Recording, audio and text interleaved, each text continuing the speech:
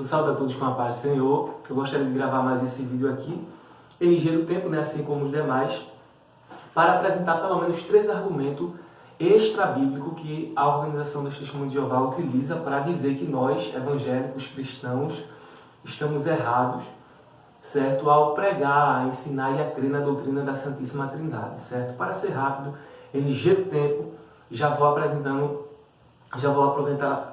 para você o primeiro argumento. O primeiro argumento que eles utilizam é o seguinte, que não se deve crer nessa doutrina e que é um erro de nossa parte acreditar nela, nós cristãos, porque essa doutrina foi pregada entre as comunidades pagãs da antiguidade.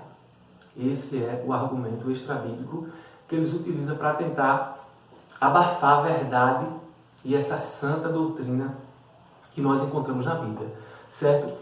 A primeira questão que eu quero apresentar aqui acerca disso é o seguinte, é que toda e qualquer religião, por mais pagã, por mais errada, por mais absurdos até que ela cometa em sua doutrina, em sua liturgia lá, ela sempre vai ter algum resquício, ela sempre vai ter alguma coisa, algum detalhe que está relacionado a verdades da palavra de Deus. Por quê?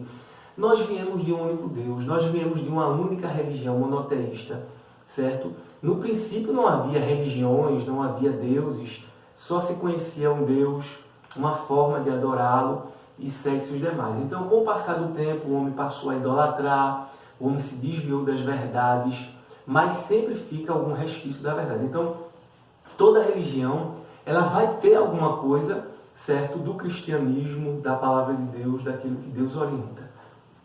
Essa é a primeira observação. Mas esse argumento aí, ele cai por terra facilmente, porque é o seguinte, existiam muitas comunidades pagãs no passado que pregavam e ensinavam coisas que os cristãos até hoje acreditam, pregam e crê. Eu vou dar um exemplo a você. Os que faziam parte do Zoroastro ou Zoroatrismo, que era uma comunidade pagã, né, da antiguidade, eles pregavam e criam na vinda de um Messias. Mas nem por isso os hebreus copiaram, certo, essa crença deles para anunciar a vinda do Messias.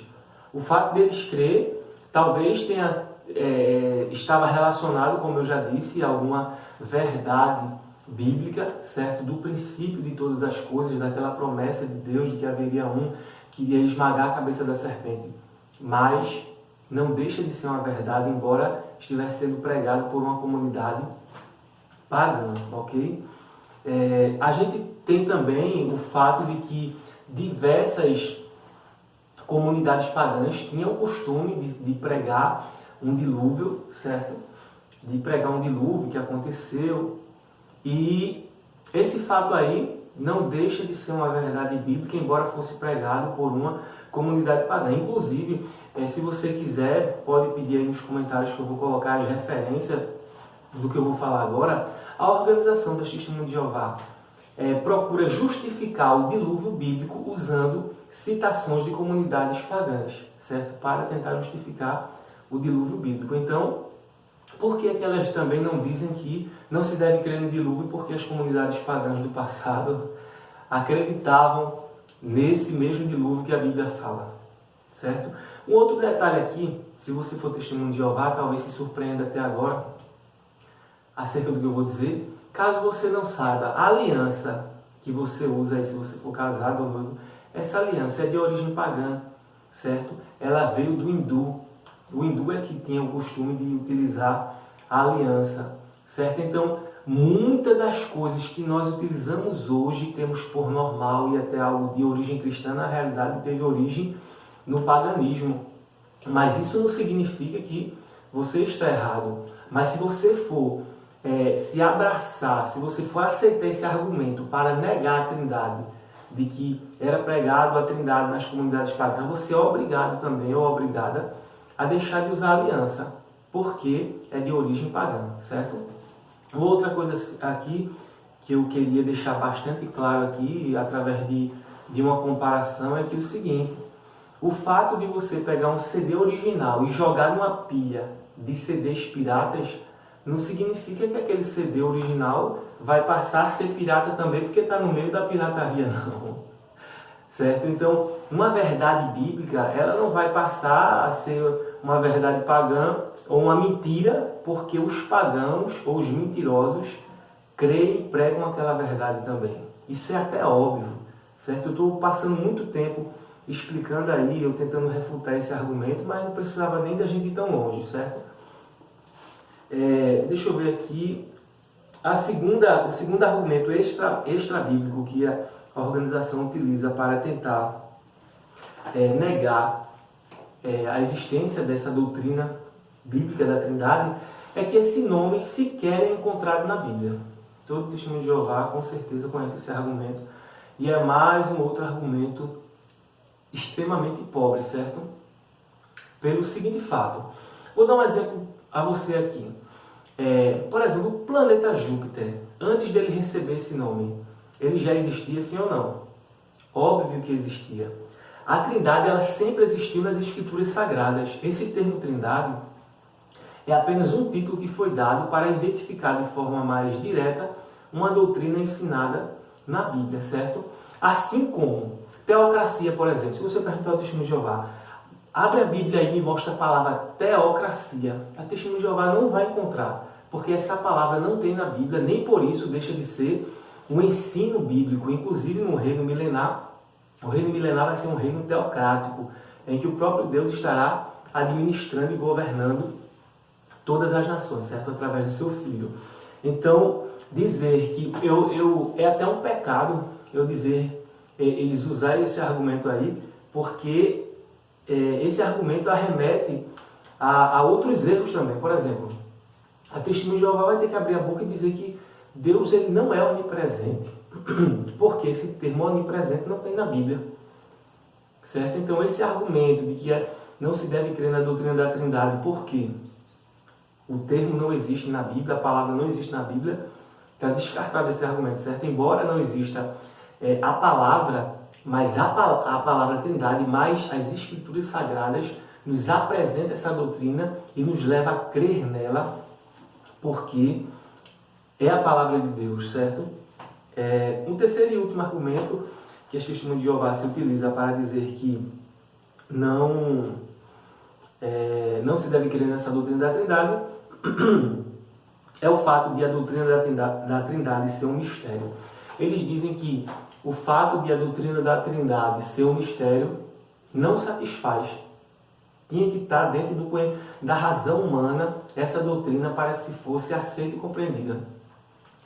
Logo você que é testemunho de Jeová, eu já gostaria de adiantar a você que nada, se você nunca leu a Bíblia, se testemunho de Jeová talvez nunca tenha lido a Bíblia toda. Mas tudo que o que é difícil, né? Geralmente eles lêem a Bíblia toda. O que você lê aqui na Bíblia Sagrada acerca da pessoa de Deus, nada vai lhe satisfazer, certo? E por que não? Porque Deus, ele não é um ser limitado à mente humana. Você não vai conhecer Deus através de um cálculo matemático ou de uma regra da física, certo? Um raciocínio lógico. Porque se você compreender Deus conforme a razão humana ou conforme o seu conhecimento, ele deixa de ser Deus e passa a ser um ser ou uma criatura limitado à mente humana. Só que Deus, ele é um ser eterno, infinito e todo-poderoso. Como é que tu vai entender o infinito? Certo? Deus é desta forma. Se você for ler na Bíblia, se você for ler a Bíblia, você vai encontrar passagens do tipo: sem fé é impossível a gente agradar a Deus, porque é essencial, é necessário que o homem que se aproxima de Deus tenha fé, certo? Tenha fé e creia que Ele existe.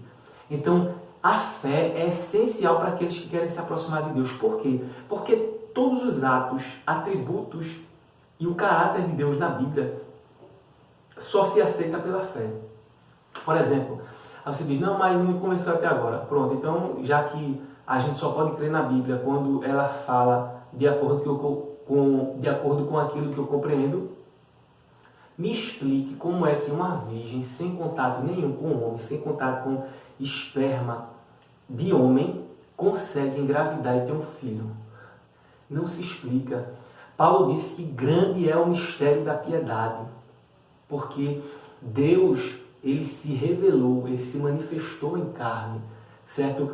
O nascimento de Jesus Cristo é um mistério que cientista nenhum até hoje consegue explicar, porque vai além da razão humana.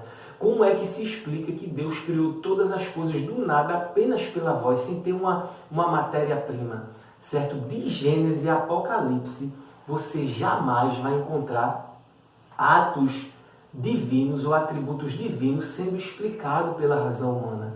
A gente vê um textual do Novo Testamento, João dizendo assim, porque isso não foi nem uma criação, isso aí é algo referente ao caráter de Deus, certo? Ele diz assim, porque Deus amou o mundo de tal maneira, ele não diz o nível, ele não diz o nível desse amor, certo? Ele diz de tal maneira, ou seja, de uma forma que não se explica, porque até os sentimentos de Deus, eles são muito elevados para que o homem consiga alcançá-los e entendê-los, certo? Se você for ler a Bíblia, em Isaías capítulo 45, versículo número 15, diz, na versão atualizada, diz, verdadeiramente tu és Deus misterioso, ó Deus de Israel, ó Salvador, certo? Então, o fato de Deus ser um Deus de mistério, certo? Um Deus de mistério não é argumento para eu não acreditar nele, nem para eu desacreditar da doutrina da Trindade, certo? Porque Deus, ele é um ser que não é limitado à mente humana. Inclusive tem várias passagens na Bíblia que falam sobre os mistérios de Deus, o mistério do Evangelho e outros mistérios aí relacionados a Deus, a seus atributos e as suas ações. Porém, é claro, na versão da Tradução Novo Mundo, eles optam por outra palavra para tentar abafar essa verdade, certo? Então, está aí a explicação ou a refutação de pelo menos esses 3 argumentos aí. Que Deus lhe abençoe, que Deus lhe ajude. E se você tiver alguma sugestão aí de vídeo, ou de algum texto bíblico, ou de algum argumento que você quer que a gente refute, põe nos comentários aí, que Deus abençoe a todos em nome de Jesus.